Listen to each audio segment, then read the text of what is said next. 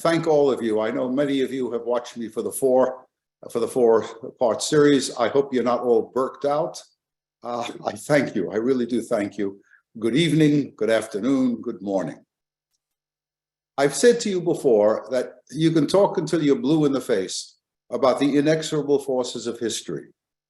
Economics is important, class is important, ideas are important, accident and chance are important. But I tell you what I tell my students the first day of every class at Union: never, never minimize the role of personality in history. Towering historical figures, for good or for bad, change the course of history. And that brings us to President Vladimir Putin. I don't think any other president of Russia would have done what he did. The Russians are always very nervous about somebody who has a contiguous frontier with them. But only Putin, I think, would have acted given his worldview. So let's get into that worldview. The most important thing to know about Vladimir Putin is that he was a member of the KGB. If you're a member of the KGB, you have what the Germans call a certain Weltanschauung, a certain worldview. I'll go over this very, very quickly. If you're a member of the KGB, you have been taught, you've been inculcated with the idea that the greatest enemy of Russia and the greatest enemy of the Soviet Union is the United States of America. America is the ultimate enemy. And in fact, viewed from the vantage point of a former KGB man, what is happening in the Ukraine is a consequence of American actions. That's not true, but again, how many times have I told you, as I tell the students, perception is reality. In addition to that, a KGB man is always taught that every individual in every country and every collective has a weakness. The skill of the KGB operative and the skill of the KGB as an organization is to find that weakness and drive a locomotive right through it. In the 2016 election, Putin found a weakness in the United States, and that is the unfettered social media. You can talk again until you're blue in the face. Did he influence the 2016 elections? Again, that's for a political science class, not for here. But no one who's got a brain in his or her head can deny that he tried, that he did impinge upon the American election. So again, you look at the world, the United States is the ultimate ally. Again, you see, you try to exploit the weakness, and then there are some other things. One of them is that you don't make concessions. This is the lesson that Putin learned from Gorbachev. Gorbachev said, I'm not coming here to destroy Marxism-Leninism. We're going to put a human face on Marxism-Leninism in the Soviet Union. In the end, he's responsible for the Soviet Union disappearing into that proverbial garbage can of history. And what Putin learned is you don't make concessions. It's a slippery slope. You fight tooth and nail. You hang on to what you have. Now, if you were my students, I would walk down the aisle and I would say to you, who's the other man that learned that lesson, that you don't make concessions? And the answer is President Xi of China. You don't make any concessions whatsoever. You hang tough, and that's the way you survive. And then finally, of course, this is the 20th century that we're talking about, that as he looks back, as Putin looks back on the 20th century, what does he see? The century saw 2 world wars and the Holocaust. And what does Putin believe is the greatest tragedy of the 20th century? The dissolution of the Soviet Union. He believes that was a terrible thing that took place. He also believes, and again, perception is everything, that the Ukrainians and the Belarusians are one, and the Russians are one people, that there's no difference, and therefore Russia has the right to incorporate what Putin would consider to be traditional Russian territory, and people who are really Russians in their gut, they could be integrated into a recreation of the Russian Empire. That's where Putin is coming from. And it doesn't make any difference if you shoot back at me. Please, I'm not being condescending here. If you shoot back, these things are not true. It's irrelevant as to whether they are true or not. This is the perception that he has. As to the question of why he invaded Ukraine, there we are on murky territory.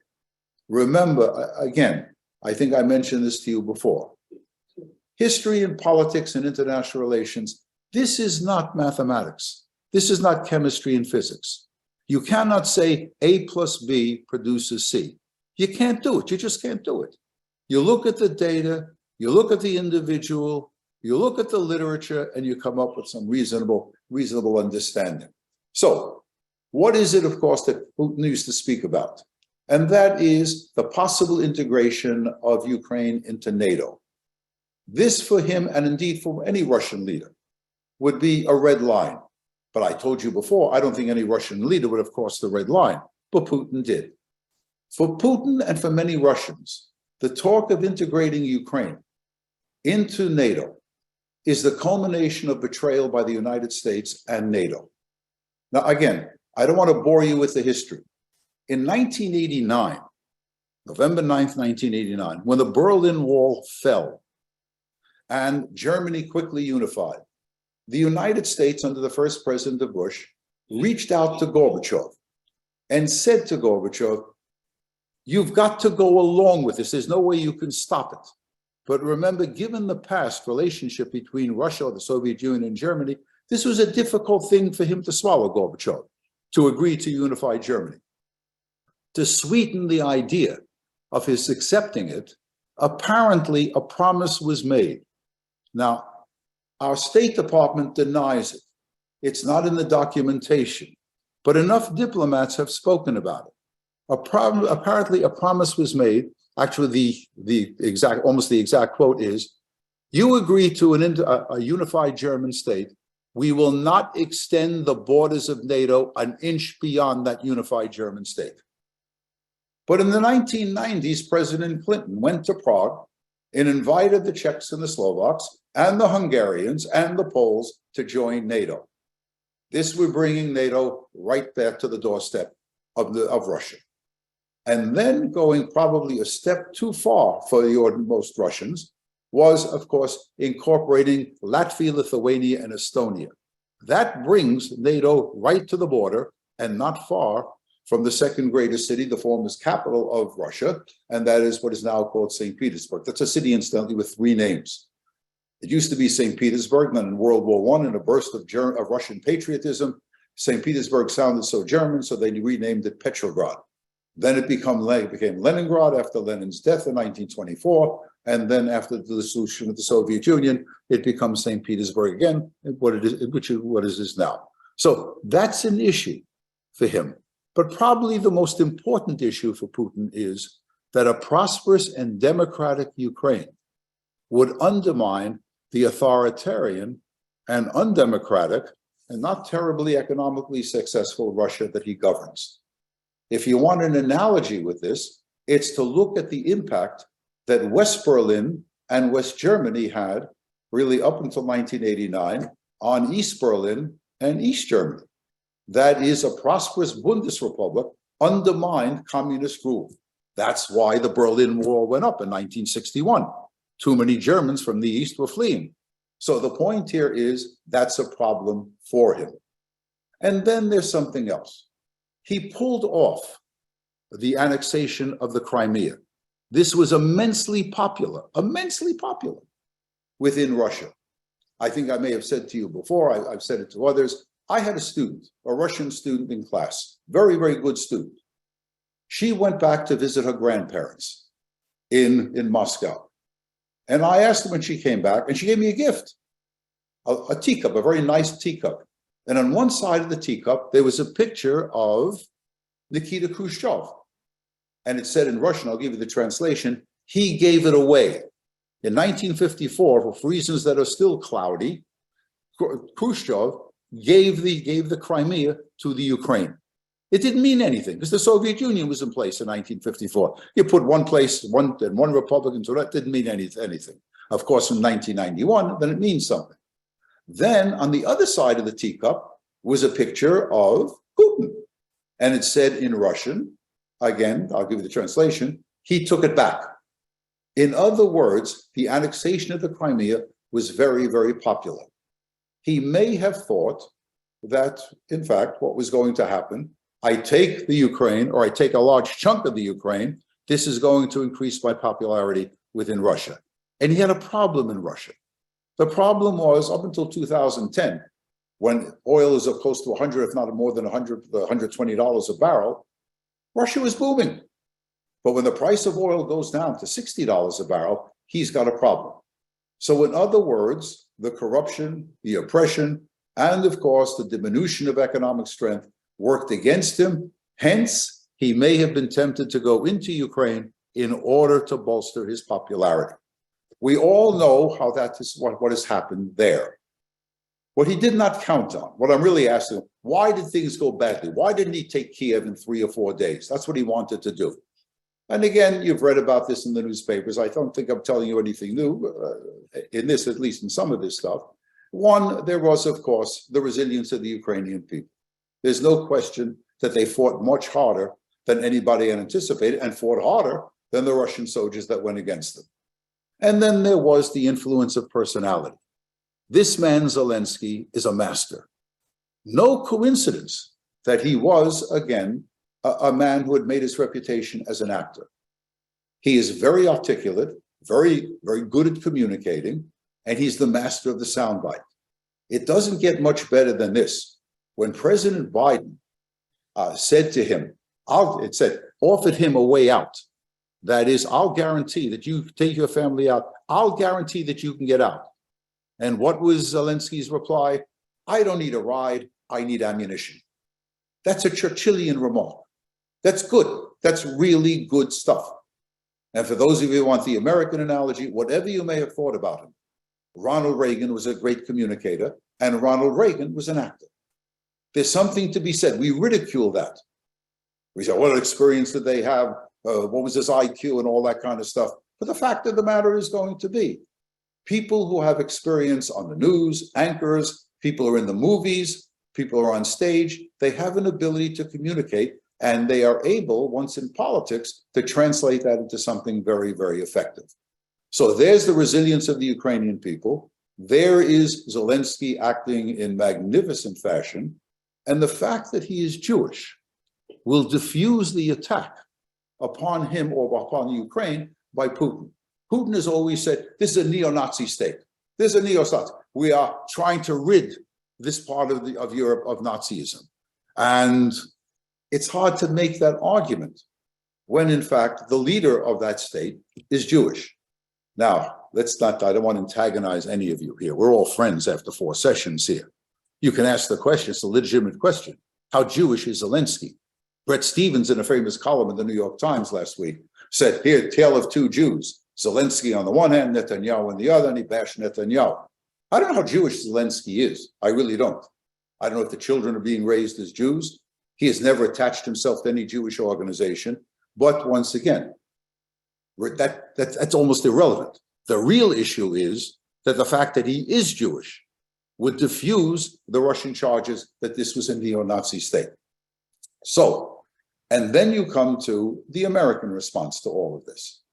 Again, whether you're a Republican or a Democrat, President Biden has acted magnificently. There's no question about this. He has marshaled American public opinion behind supporting the Ukraine.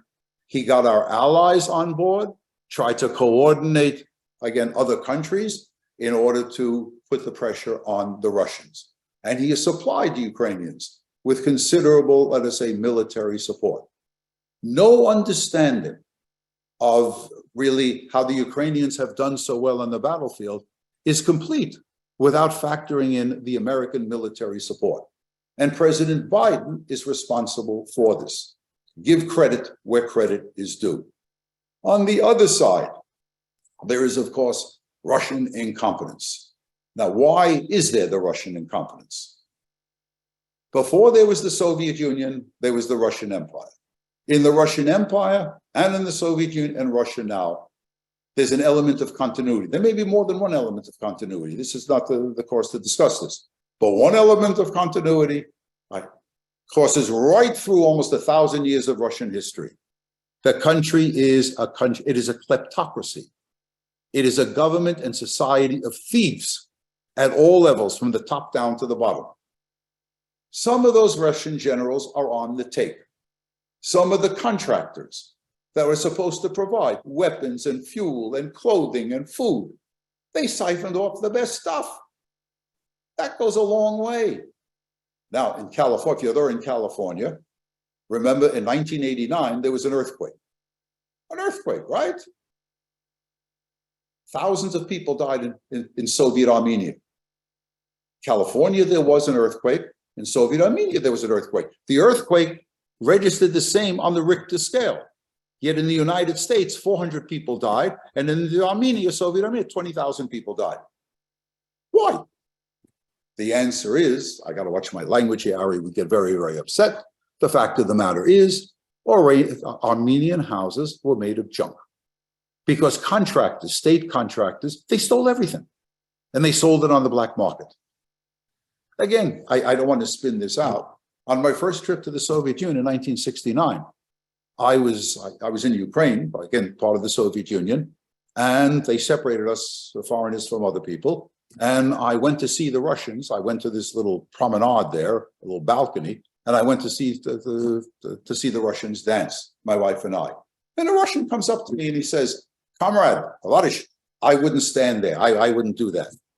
And I was 29 years old at that time, and I'm not taking crap from anybody, not from a Russian.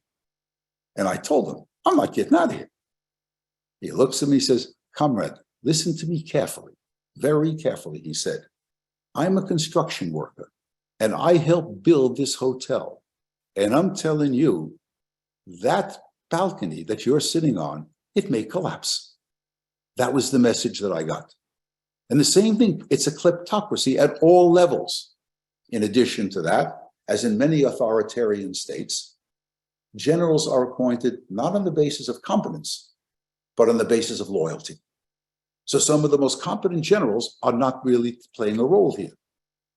So a kleptocracy, bad equipment, bad training, bad morale, all of these things led to this collapse. This really abysmal performance. But lest you jump for joy, my friends, I'm going to give you a quote from Henry Kissinger, the sly old fox, 99 years old, and he's still producing stuff, right? Back in the 60s and the 70s and the 80s, when he was dealing with the Russians, and even before that, dealing with the Soviet Union, he made a very good quote. "What the Russians lack in imagination, they make up in persistence," which means they just keep coming. They just keep coming. That's how they won the Second World War. They just keep coming, regardless of the losses. If you have even the most cursory knowledge of Russian history, what this period reminds me of, and if you know your Russian history, it may remind you of, is the period 1914 to 1916, not the Second World War, where the Russians got their act in order. The Soviet Red Army got its act in order. It may get its act in order again. Remember, what they lack in imagination, they make up with persistence. But between 1914 and 1916, the Russian army went from defeat to defeat at the hands of the Germans, leading ultimately to the overthrow of the Tsarist dynasty, the overthrow of the Romanov dynasty. Could this happen again? Well, we can talk about that. So the point in all of this is Russian incompetence, coupled with just what I told you 5 minutes ago on the Ukrainian and the American side, has led to this, again, abysmal performance. What is likely to happen? Now, I know my limitations, my friends. I am a historian. If I get the past right, I'm doing all right. When it comes to being a Novi, a prophet, I know my limitations here. So what if I had to take a bet? The war will go on. It will grind on and on until there is either victory for one side or the two sides are just being ground down, just ground down. The problem, of course, in terms of negotiations, is that both Zelensky and Putin have put themselves in a bind, in a box. Zelensky says we will not negotiate until every inch of the territory occupied by the Russians is liberated by Ukrainian forces. And when he talks about every inch of Ukrainian territory, he's including the Crimea.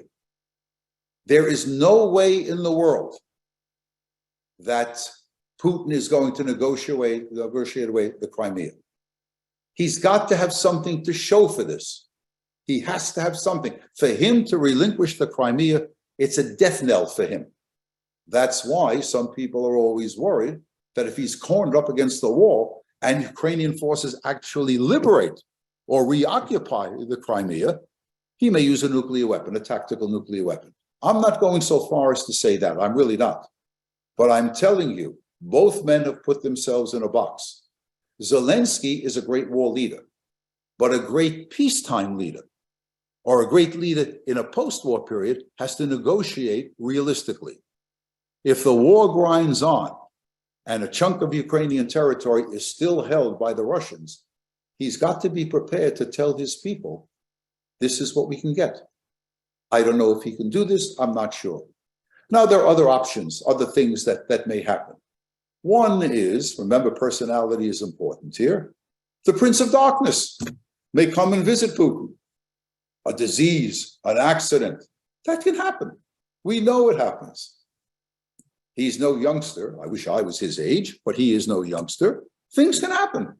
I've got to watch my language. My students would say bad things. They wouldn't say bad things happen. They would say, I would say bad things happen. They would use another word.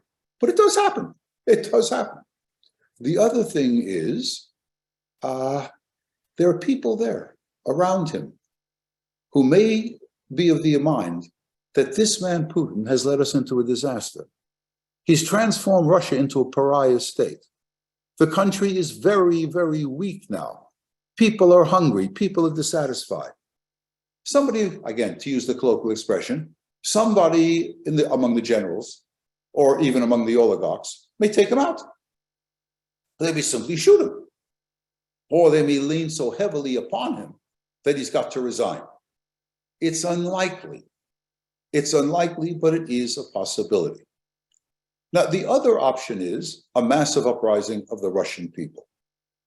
That too is unlikely, but it is possible.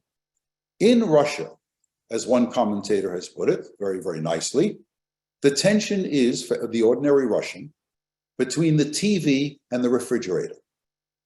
The Russian turns on the TV, and what does he or she see?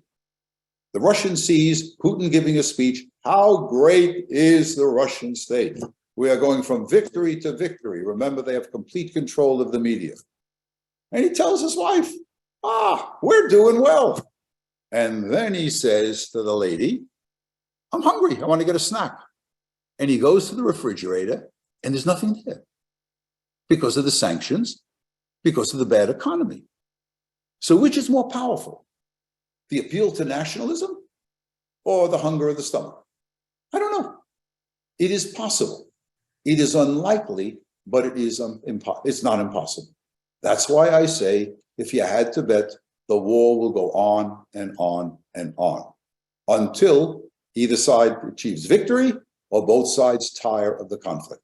Or, in fact, people in the West may tire of the conflict. Who knows what's going to be? Who knows who's going to be elected as president of the United States in 2024? Will another American president be a supportive? Now, what about the Europeans? The Poles, for sure. The Poles, the Latvians, the Lithuanians, and the Estonians, what they want to do is sock up to the Russians and make sure that Russia disappears from the face of the earth. But not the Germans and not the French. They have economic interests involved. They look a little bit longer in terms of the outcome. They have to deal with Russia. They don't want to put Russia up against the wall. They don't want to put Russia into the arms of the Chinese. Again, one doesn't know what the future is going to bring. If I had to bet, again, the war will go on. Now, there are two other things that I want to talk to you about. One is this relationship between Putin and the Jews. It is a very, very interesting relationship. You can look in vain. You will never find an anti-Semitic statement coming from Putin. You won't. Traditionally, Russian leaders and Soviet leaders played two cards. One was the nationalist card, appeal to Russian nationalism. Putin has done that and done it very successfully. We went over that. But he has never played the anti-Semitic card. In Europe in the 19th and early 20th centuries, there were two very interesting expressions about the Jews. The Germans used to say, the German right used to say, die Juden sind unser Unglück. The Jews are our misfortune. People thought Hitler coined that expression. That's from the 1870s, from Heinrich von Treitschke. In Russian, the expression is Beji dov spasai Rossiyu, beat the kites and save Russia. You blame the Jews for everything. Putin has not done that. Underneath Putin are the people in Russian who in Russian are called the Siloviki, the men of power. He's relied heavily on his former friends and associates in the KGB. Some of them are not nice people. Probably they're all not nice people. And some of them have expressed anti-Semitism publicly and in the media, but not Putin. Putin even went to a synagogue. Putin had a fairly close relationship with a Chabad rabbi in Moscow. Why this is so, do not know. Again, these are the limits of the historian. Again, I'm not a psychoanalyst. Again, I know my limitations. I can tell you what is offered, what some people say. One, he lived in what was called a communal apartment. That's what we in our country call a railroad flat. Hall, different rooms off the hallway, but in Russia, each room was occupied by a different family. So you could have 4 families living in a communal apartment. They shared the bathroom, they shared the kitchen and all that kind of stuff. In one of those rooms, in that communal apartment, was an elderly Jewish couple. They took care of him when he was younger. They treated him very, very well. And then there's his German teacher. Putin is fluent in German, not only because, again, he served as a KGB man in Dresden in the period of East Germany, but because he had a good German teacher who happened to be Jewish. This Jewish teacher made Aliyah. She went to Jerusalem and Putin bought her an apartment. And Putin actually visited Israel. Now, this is a somber subject, so I'll lighten it up a little bit. The woman died and left the apartment back to Putin. And the apartment is for rent. And the ad in the Israeli newspaper said, put the apartment up, the advertisement for the apartment, and then a little caption underneath. With this landlord, you better pay the rent on time. So we're talking about, again, this is a tough guy. This is not Stalin, but you don't cross him. You disappear. You just disappear. No gulag here, but you just disappear or he puts you away for a long period of time, but no massive arrests. So what does he do? The relationship is a good one, is a fairly good one. If he's pressed, maybe he will blame the Jews, I don't know. And the relationship with Israel is a very, very good one. Actually, he visited Israel. And he puts the Israelis in a bind. And that is, Zelensky is always talking about the Israelis, I want Iron Dome, I want this, I want that from you. But the Israelis got a problem. A major threat to Israel is Iran. It is the only existential threat that Israel faces. And the Iranians are in Syria. And Hezbollah is in Syria. And the Israelis bomb Syria thousands of times. But the Russians are also in Syria. That's a consequence of President Obama. President Obama did something that you should never do. He taught his children not to do it. You don't draw a line in the sand and say, if you cross this, I'm going to do something. That's what Obama said to Hafez al-Assad. You use chemical weapons and gas against civilians, we're going to intervene. He didn't intervene. And the result was, probably, we don't know this for sure, Putin calculated, this man's a pussycat. This is a man that's not going to stop me. And shortly thereafter, the Russians come in, and the Russians Bashar Assad. Up until the Russian intervention in Syria, the smart money was that he would not survive, that Assad would not survive. The Russians tilted it in his behalf. And now people believe now he will survive, they will eventually reunite Syria. One doesn't know whether that's going to be or not. So the Russians are there, their air force is there, the Israelis are bombing Hezbollah and the Iranians, and the result is there's really a chance of something that from the Israeli point of view would be absolutely terrible. And that is Russian planes and Israeli planes fire against each other. It wouldn't be the first time. It happened in Lebanon, it happened in Egypt, in the war of attrition, and so on. It's not a good thing. Israel cannot afford to alienate Putin and Russia. So he's put the Israelis in a very bad situation. And Zelensky has exacerbated the problem. Always talking about the Israelis, give me this, give me that. The Israelis have to look after their own national interest. And then there's something else, a delicate subject. a subject that if you have even the most limited knowledge of Jewish history, it sticks in your throat. The Ukraine runs with Jewish blood. It begins in the 17th century with Bogdan Khmelnytsky. If you came on one of my trips to Ukraine, or you go to Ukraine, or you went to the Ukraine, there's a huge statue of Bogdan Khmelnytsky, the great Cossack leader. He really wasn't a Ukrainian nationalist. The Ukrainians claim him as a Ukrainian nationalist. What he wanted was to get the Russians and the Poles, particularly the Poles, out of the Ukraine, because in the 17th century, it's Poland that dominated the Ukraine. But in all of this, he murdered at least 50,000 Jews. Some estimates go to 150,000 Jews. This is the national hero of the Ukraine. The rape, the mutilation, the enslavement of tens upon tens of thousands of Jews. That's from Khmelnytsky, whose statue and street names are made after all the time. And then there were pogroms in the 18th century, the 19th century, and then between 1918 and 1920, in the aftermath of the Russian Revolution and the Civil War, the Ukrainians again slaughtered tens upon tens of thousands of Jews. I did a lot, at one point in time, I was doing a lot of oral history. So we used to, a long time ago, in the 70s, I interviewed a number of Jews who lived in Ukraine in that period, in World War I and in the immediate post-World War I period. And I remember what one of them said.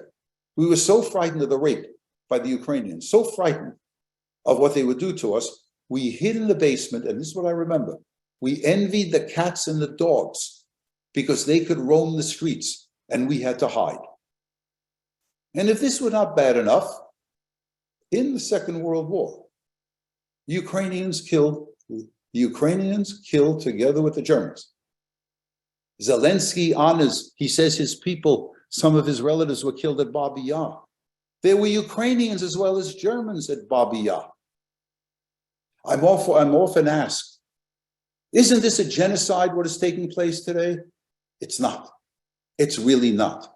It's murder. That's what's taking place. It's aggression that's taking place. You want to know what genocide is? In the city of Lviv, the Ukrainians killed 12,000 Jews, not the Germans doing it, the Ukrainians doing it, with the blue and yellow things on their arm. In every city that you're reading about, the Germans and the Ukrainians killed Jews. So I must tell you, it's with a heavy heart. The Ukraine must be defended. It's a violation of international order, what Putin is doing. There's a lot at stake here.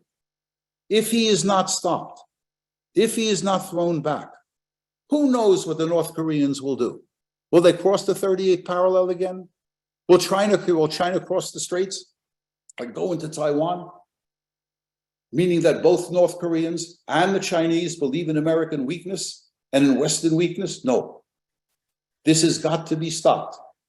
Don't misconstrue what I just said to you for the last 7 minutes. The Ukraine runs with Jewish blood. And the Ukrainians have never become honest on this, not like the Germans. If you've been to Berlin, there are memorials to the Jews all over the place, and there's a willing acceptance of what in fact took place by the Germans.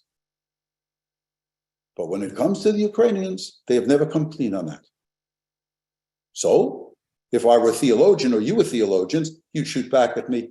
It is, of course, 75, 78 years afterwards. Can you hold grandsons and great-grandsons responsible for the sins of their grandfathers and their great-grandfathers? The answer is no.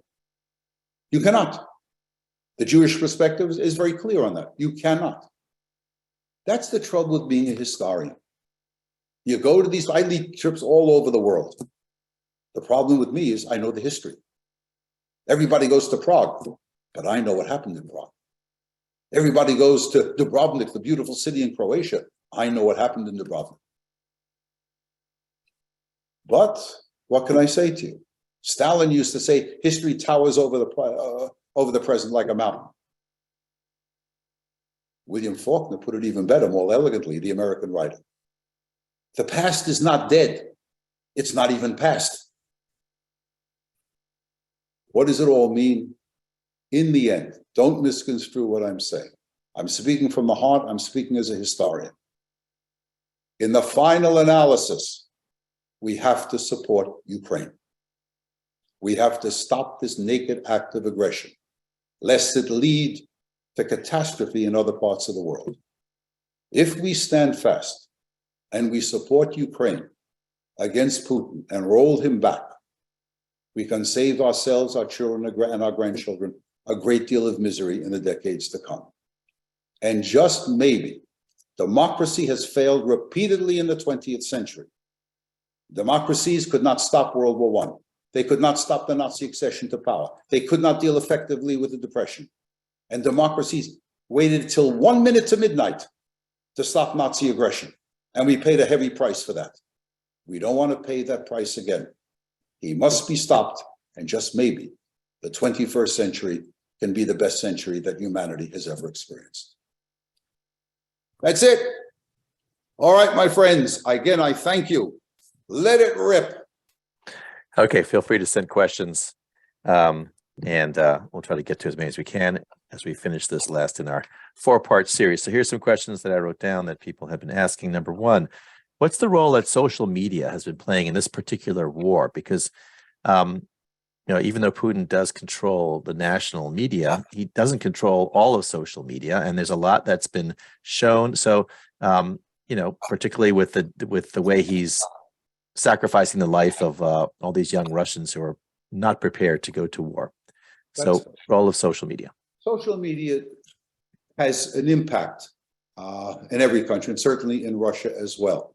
All I can tell you is it's there. There are dissident voices protesting against what he is doing, against the war. There are Russians who are protesting. Some Russians, because of the social media, know what is happening. But this is an authoritarian society. He's able to shut off a good part of the social media. He has propaganda outlets that overwhelm them again and again and again. And so far, the social media has not provoked the massive demonstrations that will be necessary to perhaps dislodge him from power. Sticking with social media, you mentioned how he used social media against us, I guess. We've seen that in 2016. That is correct. Has that, from your perspective, do you think we've done now a better job in figuring out his tactics and fighting back, or are we still being... I think we have. I think we have done a better job, and we're much more suspicious of some things that come in the social media. What I did, we don't want to get into this discussion, I'll simply mention it to you. Nobody can deny, nobody's got a brain in his or her head, can deny his involvement in the 2016 election. The question that political scientists wrestle with is, did it make a difference? Did it make a difference? I voted for Hillary Clinton. You should know when somebody talks to you about election, you should know where they come from. I voted for Hillary Clinton. In fact, I would vote for her again. I voted for Hillary Clinton, but she ran a lousy campaign. It's as simple as that. There's talk about the deplorables and then the emails, all that stuff, not going to certain states at the end of the election cycle. These are terrible mistakes. If she had 1/2 of the sechel, the common sense that her husband had, she would have been the president of the United States, but she didn't. So again, does Putin's involvement have a role there? I'm not sure it does. But we have done a better job because we're now so much more suspicious of what comes on the social media.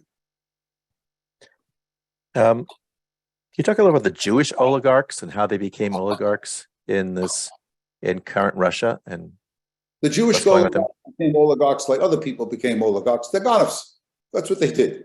These are people who made a lot of money on the black market when the Soviet Union was there, and they paid off, again, former communist officials. They gained control of a good part of Russian industry or Soviet industry, and they exploited that to the hilt.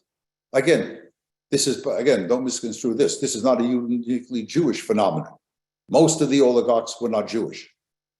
This was the Wild West. This was primitive capitalism at work here when the Soviet Union dissolved. There was every man, woman, and child for themselves. These oligarchs had a foot up. They had an advantage. They had money and they had connections. Not only the Jewish oligarchs, but others as well. Howard asked a question, which is, if Putin goes away, who do you think will replace him? Again, Howard, it's good to hear from you. Howard, let me say to you, I cannot predict this. The man who is most likely is Dmitry Medvedev. This is the man that was the acting president. The Russian Constitution, adopted in the early years of the 21st century, prevented a Russian president from having more than 2 consecutive terms. The president could serve additional terms, but they could not be consecutive. So he was the president, that is, Putin was the president until 2008, somewhere around that time, and Medvedev took over. But everybody knew that it was Putin that was calling the shots. But today, Medvedev is, again, it's very hard to predict who is the heir apparent. It was difficult in the Soviet Union. It is difficult today in Russia. You read in the news now about some people challenging our support of Ukraine in our federal government. Can you talk about that element? Who is that that's challenging, and why are they doing that? You know, it comes from both political parties, the challenge. Remember, 30 Democratic congressmen and women issued a letter some months ago. We got to negotiate, we got to do this, because it's draining the American economy. Let me say to you, one, it is not only a drain on the economy, more dangerous than that. Again, don't misconstrue this. I say we got to do it, but don't think that this is without risk. We are depleting our reserves. We are depleting those reserves. We can get away with it as long as there's no trouble anywhere else. But if there is trouble in Korea, if there is trouble with Taiwan, we're going to be up against the wall. Now, we are rearming furiously. But ever since the end of the Cold War, we have stopped. I mean, we resupplied and did this, but we are giving away a lot, and so are the Europeans. Now, the interesting thing here is, I should have mentioned this in the talk, the Germans are giving the Leopard 2 tanks, and the British are giving their tanks, and now we're giving the Abrams tanks. It may be a game changer. It may very well be a game changer. But the Russians, again, they're not stupid. They're incompetent, but they're not stupid. And the danger here is, but it may work in a more positive way. The danger is the Russians may calculate. This weaponry is going to come in, and it's going to be a game changer. It will tilt the balance. But it's going to take time to get that equipment and to get the Ukrainians to learn how to master that equipment. So the Russians may figure, we got to do it now. We got to have this spring offensive. We got to really move, and we got to move fast. That may be a miscalculation, in the sense that the Russians may launch this offensive, but they may not be ready for it. They may not have rectified the problems that they've confronted. And if they don't, and the Ukrainians hang on, and then the Ukrainians mount a counteroffensive, the ball game's over. Russia is in trouble. There were a few questions about Ukraine. Alita asks, we've been reading the news about Ukraine getting rid of some of its people in the government because of their own kleptocracy, I guess. Are they the same as Russia? And can you talk about, what's going on there? Ukraine had a great reputation for corruption. The difference between Russia and Ukraine, I can't tell you which one was more corrupt. The difference is Zelensky is an honest man and Putin is not. Putin's a thief. This is a man that probably is one of the richest men in the world.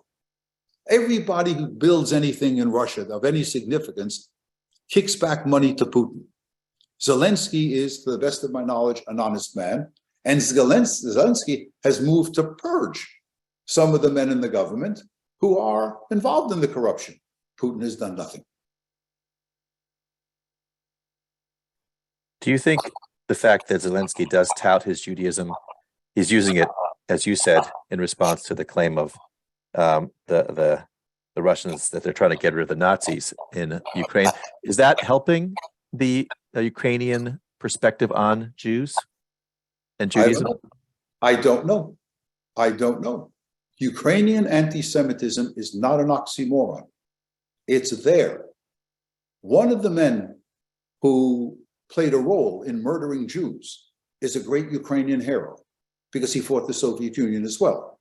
That's Stepan Bandera, B-A-N-D-E-R. His supporters killed Jews. And there are streets named after him. So I don't know. Now I'm going to give you an anecdote. I have a Jewish friend who comes from an area, a small town near Odessa. This man is 70 years old in bad health. Kidneys are shot, heart is shot.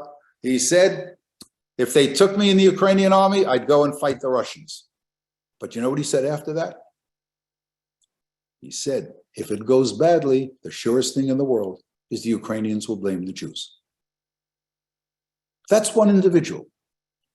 On a broader sense, again, it's very hard. Anti-Semitism, what did Robert Wistridge, the Israeli historian, say? Anti-Semitism is the oldest hatred. It's very hard to root it out. Very, very difficult to root it out. I think it has changed the perspective. I don't think Ukrainian Jews, again, if the war doesn't end in a disaster, does not end in a disaster, I don't think the Ukrainian Jews have anything to worry about. If I were a Ukrainian Jew, I wouldn't worry about growing anti-Semitism. I'd worry about the war, the poverty, and everything that's going to follow as a consequence of the war. I would not worry at this point in time about Ukrainian anti-Semitism. There was a question I see in the chat about Russia and the role that, about China and the role that China is or is not playing in this war. The Chinese are in a difficult situation. On the one hand, the Chinese know, as some of our own people know in high places, the great struggle in the 21st century, hopefully will not lead to war, is between China and the United States. This is the great tension. It'll take skilled diplomacy to work that out, and work it out in the sense that there will be no war.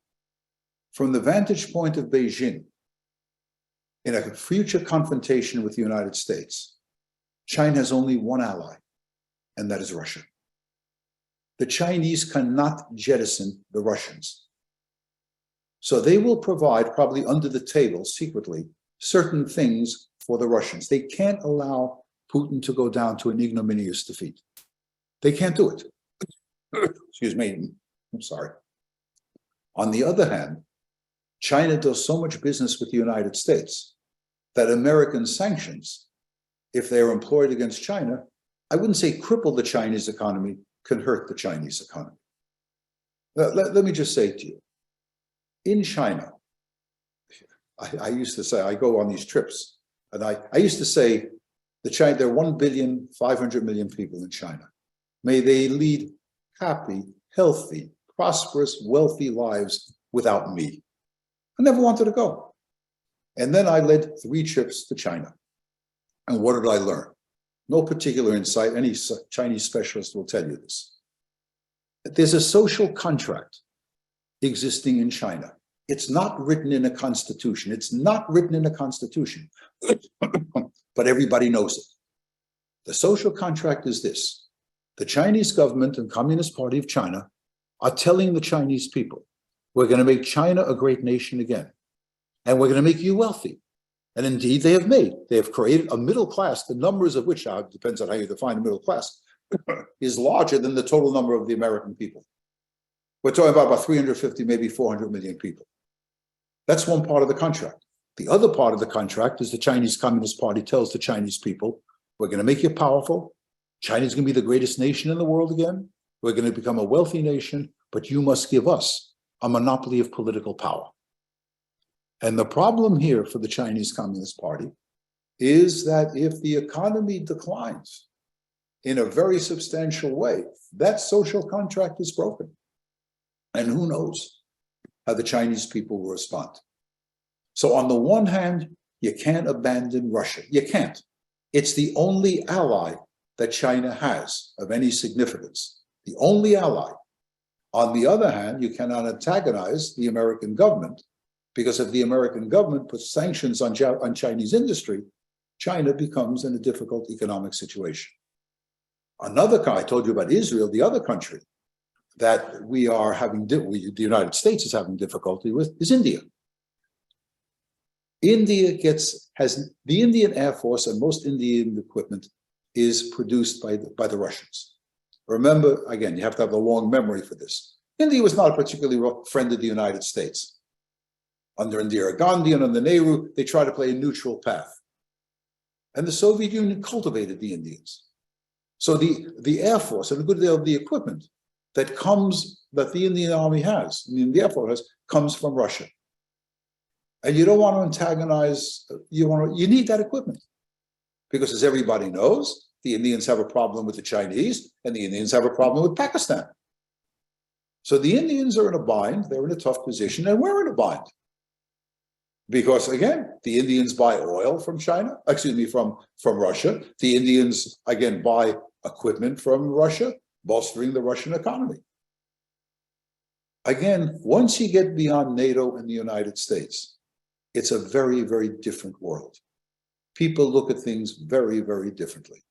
And remember, you don't have to be a hard-hearted realist or a practitioner of realpolitik to come to the conclusion that nations do what is in their best interests. And that's what the Chinese, that's what the Indians, and to a certain extent, that's what the Israelis are doing as well. Last question. You talk a little about the Russian Orthodox Church and the role they're playing or not playing in this war with Ukraine. The Russian Orthodox Church, based in Moscow, has given unlimited support to Putin. Putin is the first Russian leader to go to church. He goes to church. Now, whether he really believes, I don't know. But the Russian Orthodox Church buys into the idea that the dissolution of the Soviet Union was a tragedy, that all of these people are only one people, that Russia, in order to be great, has to really envelop or take over control of these areas. And to put it another way, it's a cruel statement. The Russian Orthodox Church blesses the machine guns, blesses the planes, blesses the missiles of the Russian army. Well, we're about out of time. You've covered a lot of ground, and I appreciate it. I want to thank everybody for the great questions that they shared. I want to thank you. Yep. Let me say, I thank you all. Your questions are very, very good. It's been a pleasure and a privilege to speak to all of you. Be well, my friends. Be well. And you know what? The world's not coming to an end. It'll be all right. We're going to have some difficult times, but it will be all right. So thank you again. As Israeli friends would say, shalom uvracha. Peace and a blessing to all of you. Thank you once again. Bye-bye. Thank you, Professor Berk. Thank you all for joining us. Obviously, it's a very complex issue, and we got great insight today. Take care, everybody. If you would like us to bring Professor Berk back, just email me, although I'm sure I know the answer. So I hope that we'll have Professor Berk back for some more lectures. He's teaching in Florida. He's busy on the beach. I don't know if he fishes. I don't know what goes on down there. Sunbathes, history books. And not on the beaches. Doing what I always do. Reading, I must tell you. My wife tells me that her next husband is going to be illiterate. There won't be a book in the house. But who knows what the future will bring, right? Thank you again, my friends, and best of luck. Be well. Bye-bye. Thank you. Thank you, everybody. Thank you, Ari. Keep healthy. Keep well. We'll see you all soon. Bye-bye. Have a great week. Hopefully we'll see you on Tuesday. Bye. Nice seeing you all.